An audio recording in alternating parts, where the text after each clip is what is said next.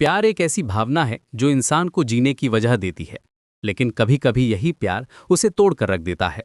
आज मैं आपको दीपक की कहानी सुनाने जा रहा हूं, एक ऐसे शख्स की जिसने प्यार में अपना सब कुछ दांव पर लगाया, लेकिन किस्मत ने उसके साथ कुछ और ही खेल खेला। दीपक एक साधारण लड़का था, लेकिन उसके दिल में प्यार के लिए असाधारण जगह थी। वो हमेशा कहता था कि जिससे भी प्यार करेगा उससे शादी जरूर करेगा। उसके लिए प्यार कोई खेल नहीं था, बल्कि जिंदगी का सबसे पवित्र एहसास था। जब उसकी मुलाकात पूनम से हुई तो उसे लगा कि उसे अपनी मंजिल मिल गई है। पूनम भी दीपक से प्यार करती थी और जल्द ही दोनों ने शादी कर ली। दीपक के सपने साकार हो रहे थे, वो खुशी से फूला नहीं समा रहा था। लेकिन जिंदगी में खुशियां हमेशा टिकी नहीं रहती। शादी के कुछ महीनों बाद ही दीपक और पूनम के बीच छोटी छोटी बातों पर लड़ाई होने लगी। वे दोनों अलग अलग सोच रखते थे, अलग अलग सपने देखते थे। धीरे धीरे ये छोटी लड़ाइयां बड़े मनमुटाव में बदल गईं।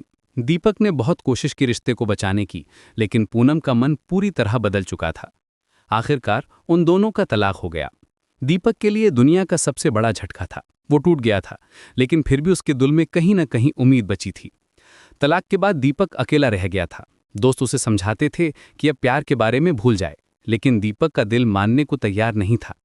वो अक्सर खुद से कहता था कि आज नहीं तो कल सच्चा प्यार जरूर मिलेगा। महीने बीत गए। दीपक अपने काम में खुद को व्यस्त रखने की कोशिश करता रहा। वो जानता था कि वक्त सब कुछ भर देता है, लेकिन दिल की गहराई में कहीं एक खालीपन था जो भरा नहीं जा रहा। एक शाम जब दीपक घर में अकेला बैठा था, उसके फोन की घंटी बजी। नंबर अनजान था। उसने फोन उठाया और कहा, हेलो।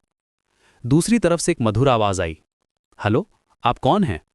दीपक ने जवाब दिया, मेरा नाम दीपक है, आप कौन? लड़की ने कहा, मेरा नाम सोनाली है, सॉरी गलत नंबर लग गया। दीपक ने कहा, कोई बात नहीं। लेकिन सोनाली ने फोन काटने की जल्दी नहीं की। वे दोनों बात करते रहे और अनजाने में ही एक दोस्ती की शुरुआत हो गई। सोनाली भी दीपक की तरह एक टूटे रिश्ते से गुजर चुकी थी। उसका भी ब्रेकअप हुआ था और वह भी सच्चे प्यार की तलाश में थी। दोनों के दुख एक जैसे थे, दोनों के सपने एक जैसे थे। धीरे धीरे उनकी बातचीत बढ़ती गई। वे रोज फोन पर घंटों बात करते, एक दूसरे के दुख सुख साझा करते। दीपक को लगने लगा कि शायद यही वो सच्चा प्यार है जिसका वह इंतजार कर रहा था। सोनाली भी दीपक की बातों में खुद को खो देती थी। महीनों की बातचीत के बाद दीपक ने हिम्मत जुटाई और सोनाली से पूछा, क्या तुम मुझसे शादी करोगी? सोनाली ने बिना किसी हिचकिचाहट के हाँ कह दिया। दीपक की खुशी का ठिकाना नहीं था। उसे लगा कि अब उसकी जिंदगी में फिर से रंग भर गए हैं। वे दोनों ने मिलने का प्लान बनाया। दीपक ने सोनाली को अपने शहर आने का न्योता दिया और सोनाली ने कहा कि वह जल्द ही आएगी। लेकिन किस्मत को कुछ और ही मंजूर था। जिस दिन सोनाली को आना था, उस दिन दीपक सुबह से ही बेचैन था। वह बार बार सोनाली को फोन कर रहा था, लेकिन उसका फोन नहीं लग रहा था। पहले तो उसने सोचा कि शायद नेटवर्क की समस्या है, लेकिन जब शाम तक भी सोनाली का कोई फोन नहीं आया तो दीपक परेशान हो गया। उसने फिर कॉल की, लेकिन इस बार एक अलग ही आवाज आई, यह नंबर अब सेवा में नहीं है। दीपक को लगा जैसे उसके पैरों तले जमीन खिसक गई हो। सोनाली कहाँ गई? क्यों उसने अचानक अपना नंबर बंद कर दिया? क्या उसके साथ कुछ हुआ था? हजारों सवाल दीपक के दिमाग में घूम रहे थे, लेकिन कोई जवाब नहीं था। वो रात भर जागता रहा, सोनाली के बारे में सोचता रहा। उसे समझ नहीं आ रहा था कि आखिर हुआ क्या था।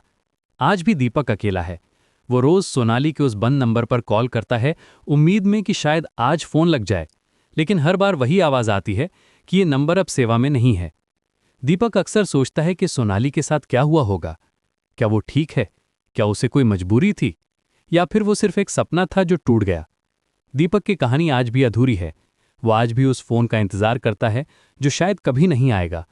उसका प्यार अधूरा रह गया, उसके सपने बिखर गए, लेकिन फिर भी उसके दिल में कहीं ना कहीं उम्मीद की एक छोटी सी किरण बची है। शायद कभी सोनाली वापस आए, शायद कभी उसे अपने सवालों के जवाब मिले।